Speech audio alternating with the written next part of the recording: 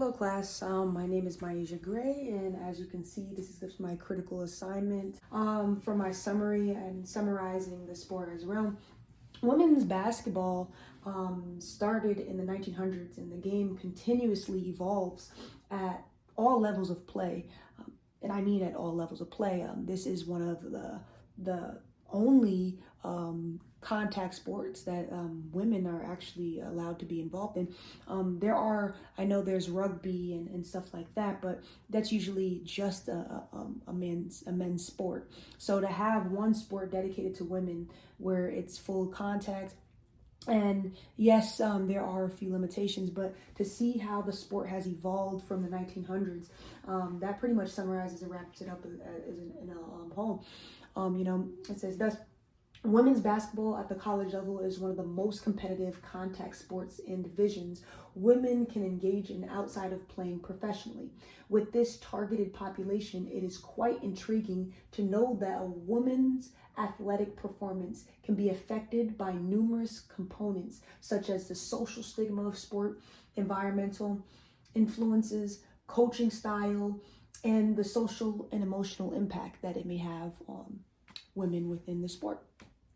So with that being said, I thought it was pretty amazing to see how women's basketball has evolved into the game I love personally and have partaken in for many years of my life. The camaraderie that you have with your teammates, seeing other people achieve measurable goals with you, the connection as well as the bond that can last a lifetime. Individual athlete experiences an abundance of different takeaways from the game of basketball on and off the court. Women have profoundly made tremendous strides throughout the course of evolving within the game of college basketball. Basketball took up a big chunk of my life, including endless life lessons that were applicable on and off the court. The game truly challenges your way of thinking, your work ethic, your character, as well as your behaviors. At the college level of women's basketball, each player has a significant role in accomplishing common goals of mastering plays and successfully winning games based off of the level of athleticism. So all of your surroundings, your environment, the people that you talk to, the people that coach you, mentor you, all takes effect on your performance. And here is a better look at the slide right here. For this particular sport, I felt that for the physical environment, the physical influences of this sport, a female athlete's environment in every day, even in the midst of a competitive game, impacts the course of their performance and mind frame. Authors Michael, Mary, and Diane Cooper said it best when expressing that the students shape the environment and are shaped by it. Then they go on to emphasize that the environment is experienced differently according to a person's ethnicity, race, class, age, ability, and sexuality. So for each person is going to be different. But with that being said, your environment definitely has an impact on each individual playing the sport, regardless of the fact that each person is going to react to that thing differently. And moving on to the social and emotional influences of sport, women's basketball is a very profound sport, in a sense that the social, emotional, mental, and physical demands is so much higher at this level, and it is one of the more popular contact women's sports to play today. Going on to the next thing, authors Albert takes the time to thoroughly express how much of an impact an individual's social environment has on an individual's growth, their development over time, and performance within sport.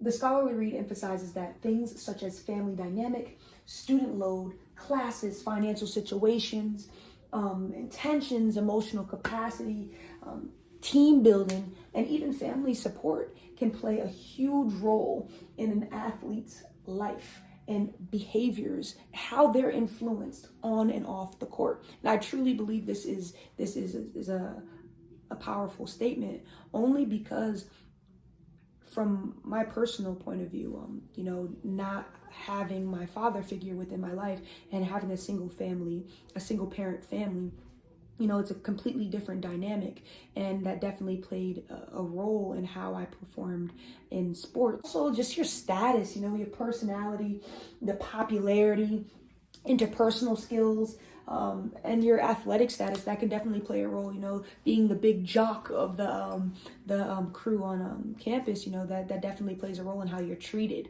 how people look up to you, or if they look up to you. And then lastly, going into family culture, like I said before, your upbringing, being in a mixed family dynamic, your family involvement, how involved are they within your sports and the level of play? I know at the college level, you know, you'll get family that are completely committed and they go to every single game. Then you get some that may ask you after the game how it went, you know, and I feel like that definitely plays a role in how a person performs.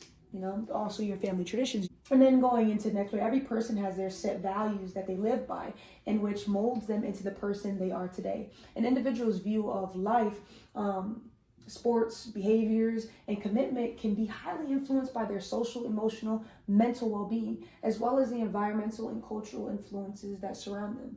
This can include your family dynamic, your coaches, role models, lifestyle, cultural perspective, as well as your traditions. So just kind of another recap, another way of kind of revisiting how family is very important, an important element of sport.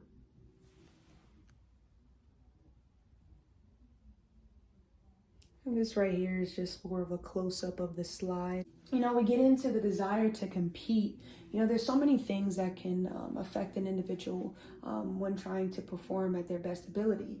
And, you know, the desire to compete, it's not going to come or click the same way as another person will. You know, so the desire to play the game of basketball is a love that is developed over time. As we experience changes, some get curious and want to soak in as well as explore new knowledge. For others, it takes time to internalize healthy change and can help them enhance their performance. You know, change can seem scary at first. And I feel like the desire to want to compete and change certain habits and do things that are unnatural maybe to you or unknown, a fear does come and step in the way.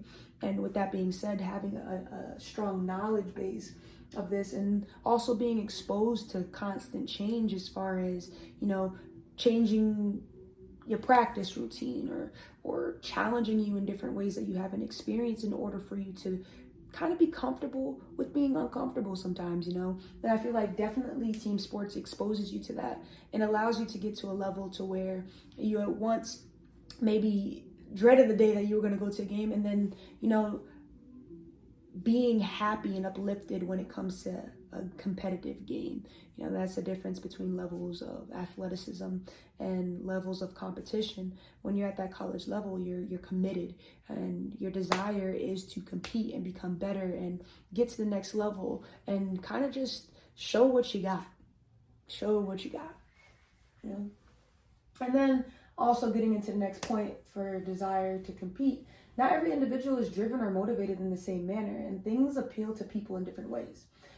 Meaning, I could be a person that's motivated by someone having a very motivational speech and going deep into it, crying and tell me about their experiences. That may be me. While the next person may have to make a few shots before they get hyped up and motivated to keep on going. You know, everybody's going to be different. And the most basic human being desires to feel a sense of belonging, to feel accepted amongst their peers. I feel like a lot of people desire to be a part of a team dynamic or a team sport is to feel a sense of belonging, to feel like you have your own sense of community, like you build a second family. Next, going into the next level and influences of play, your anxiety. Everyone experiences anxiety and stress in life. And I feel like school, work, physical and mental demands of the sport can also play a role, and it can be quite taxing on an individual's body. This is why being aware of your mental health is pertinent to performance. You know, when you're aware that certain things trigger your anxiety and stress, then you take that extra time to kind of avoid those things or find solutions to those things and prepare yourself for competition, prepare yourself for life. Next, motivation, which kind of piggybacks off of the desire to compete. You know, you want to be motivated, you want to be confident it in order to kind of give your best performance. So motivation, establishing the set measurable goals to improve confidence and motivation from the smaller wins. Yes, I feel like if you set realistic measurable goals, you can see yourself moving towards those things and actually envision yourself doing those things, which builds a person's confidence and gets you motivated to do what's next on your daily tasks. Motivational speeches, positive reinforcement, that's always great. Just knowing that you're doing a good job, knowing that you're getting it done, and also hearing that. I feel like it definitely helps an individual. And it's having a role that implements accountability. I feel when you are given a responsibility within whatever level of play, I feel like you act differently. You hold yourself to a higher standard, and you want to accomplish these things. And I feel that by giving someone a role, you give them a sense of belonging, and you give them a sense of importance and value, which I feel that can be very motivating to an individual. And every person is not motivated in the same manner. It goes to say, we don't all consume things the same way. We don't all internalize things the same way. So therefore, it is important to understand the many personalities that come along on a team, ways of learning. Everyone learns differently. And right here is a closer look at this particular slide. Outcome, performance, and process goals. On the screen, I really wanted to emphasize having smart and measurable goals. And I'm going to continue to say this. A lot of people set goals that are just unreachable, that are unrealistic, and just not tailored to their circumstances. So I feel like it's very important to set smart and measurable goals. Now, to break this down, I put it into 3 different categories: outcome goals, performance goals, and process goals, because it's very important to understand that there are different kinds of goals in order for you to kind of hone in and focus your attention on one specific thing in order to accomplish it within a good amount of time. For outcome goals, my client's particular goal was to finish the senior year as the first team all league. So with that, you have to be very well polished, very well-rounded player, making sure that you give your all to your performance. Your team sees it, other teams sees it. They see how much of a value you are on the team and on the court.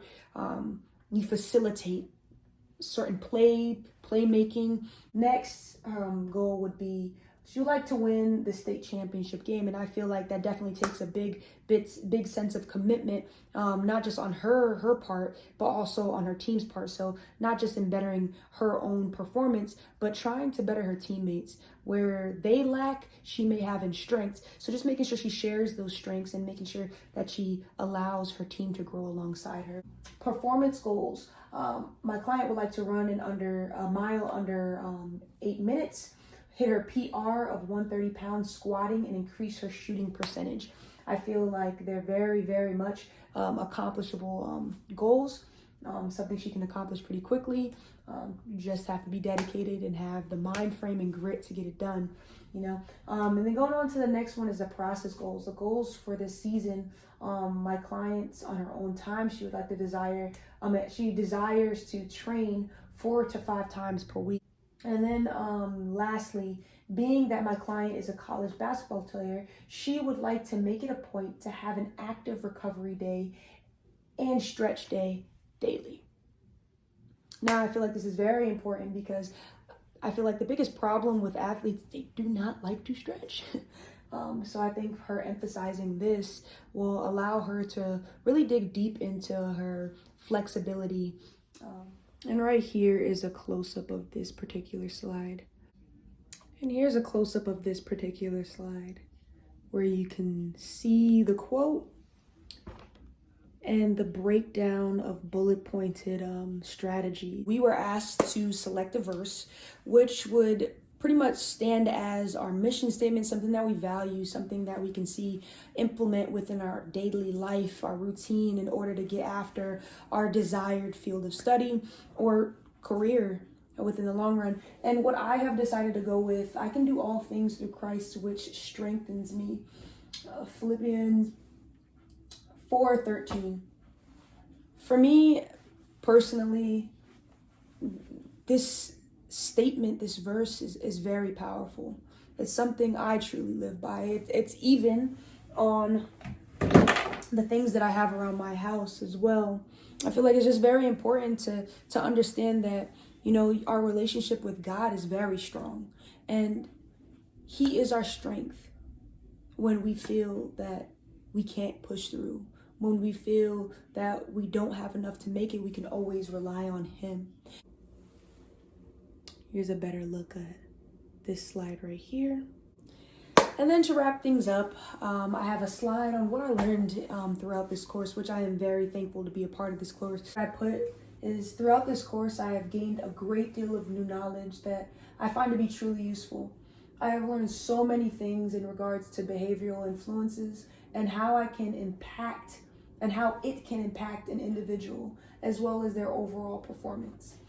The course also gave me the opportunity to extensively research theories of behavioral change, which opened my eyes to new ways of thinking and approaches to my coaching style, as well as how to provide guidance to my athletes. I am interested in digging a little bit deeper into sports psychology to become that much more of a stronger mentor for my student athletes, and also just to have an understanding for myself. You know, according to research, psychological skills are critical for players at the elite level. Players with the requisite mental toughness is more likely to be successful. Right here is a close-up of this slide. This way you can read it in a little more detail. And of course, we have to have our reference pages, which I have 2 of them. This is my first one, just pretty much listing 1, 2, 3, 4, 5 of them. Then I go into my next last reference page, making sure that I give the authors credit, for which I used their direct quotes and paraphrased a few things that were key to delivering this message.